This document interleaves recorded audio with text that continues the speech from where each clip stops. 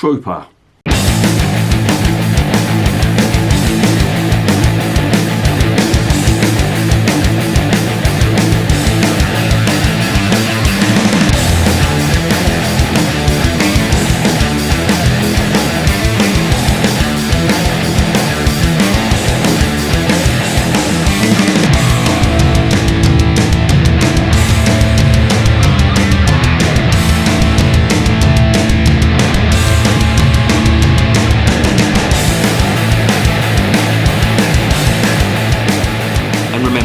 Life is too short to be drinking shitty beer. Welcome to another edition of Bands, Bikes and Booze Reviews. I've got one today which is a sort of tribute to one of Britain's biggest ever heavy metal bands, and that band is Iron Maiden. And this beer is named after one of their songs, The Trooper, which is a great song, by the way. I sometimes play in a covers band. I mean, it's got a fantastic bass line to it, very difficult to play too. And I do remember this being, I've been to a few festivals and I remember this being available, some rock music festivals, and it was available. And I never got on with it, and I don't know why. So I'm going to revisit it now, and I'm going to see what is what. It's brewed by the, it's brewed up in Cheshire in England by Robinsons.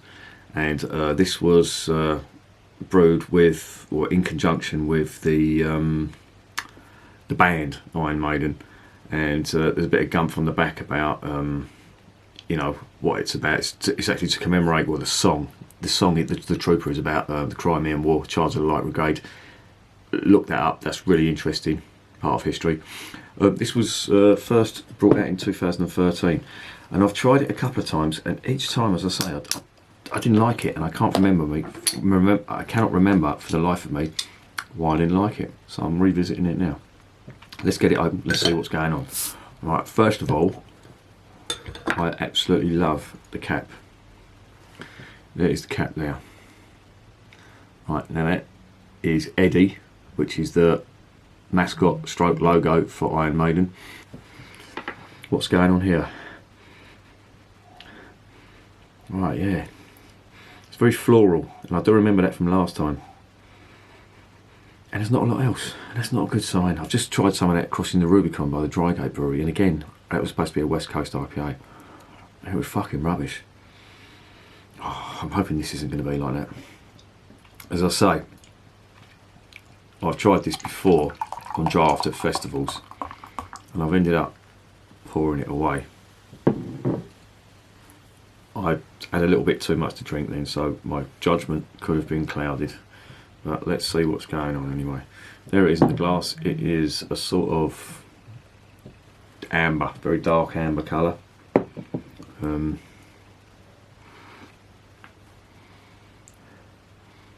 not getting much on here at all.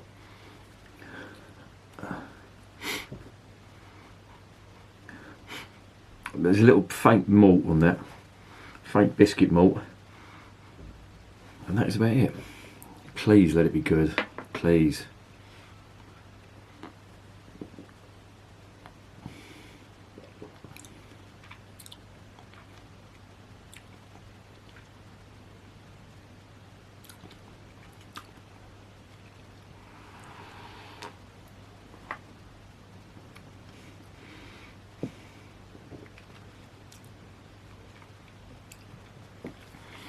It's okay. There's some nice biscuit malt on that. There's some floral notes on there. Like a perfumey type floralness. Quite subtle though. You do get that in the flavour. And there's a bit of arse end on it, which you get from the hops in this. But it's a typical English ale. And when it says English ale, it really is. It has got all the characteristics of that.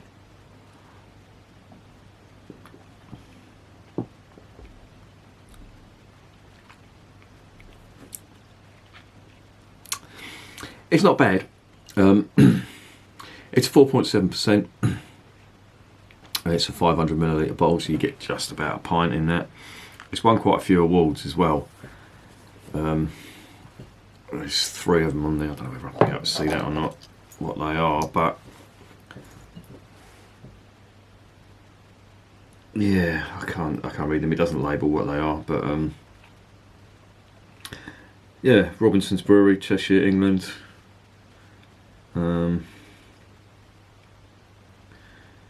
This goes all over the world as well. It's really popular, not because of the taste, but because of the band, and that's what is troubling me slightly. Because, to be honest, I don't think it was the same with the Motorhead stuff as well.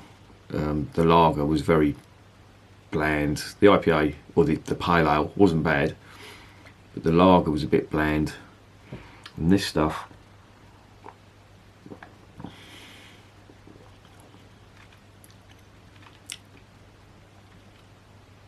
it's just okay. It doesn't stand out. The malts are there. There's sort of biscuity, bready type caramel malt, or biscuit bread, slight caramel on that, and not a lot else.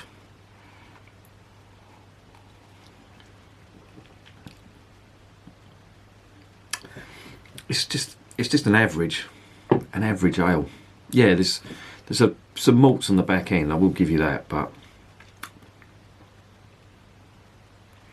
it's not exciting me. And I think the reason it's been so successful, because you can get it everywhere, and the reason it's been so successful is, as I say, it's not because of the taste, it's because of Iron Maiden, which, to be fair, you know, they're a good band, but if I was in a band and they were this big and somebody said to me, we want to brew a beer, I would make sure that beer tasted out of this world. I know they've got expenses and all that, but you see this everywhere. All the rock bars, a lot of festivals, they sell this, and everyone raves on about it, and I just can't see it.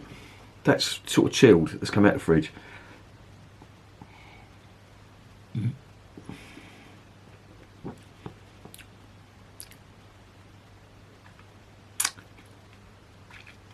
Not seeing what all the fuss is about. It's pretty boring. It's drinkable, yeah, of course it is. Watching a band, it'd be fine, you know.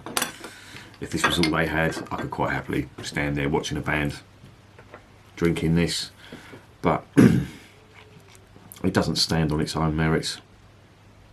It's boring. What would I give it? I'd give it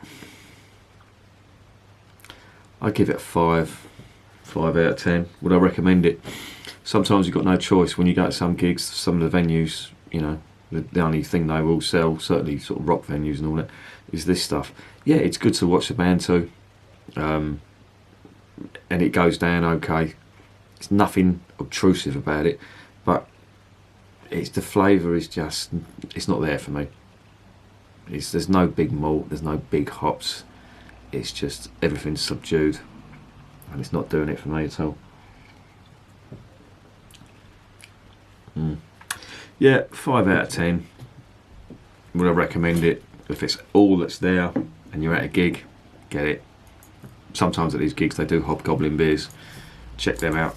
You know, the Hobgoblin is Witchwood's Hobgoblin. Yeah, that's a great bottle. I'd have that over this any day. But that, yeah, it's boring and bland. And remember, beer is working class champagne.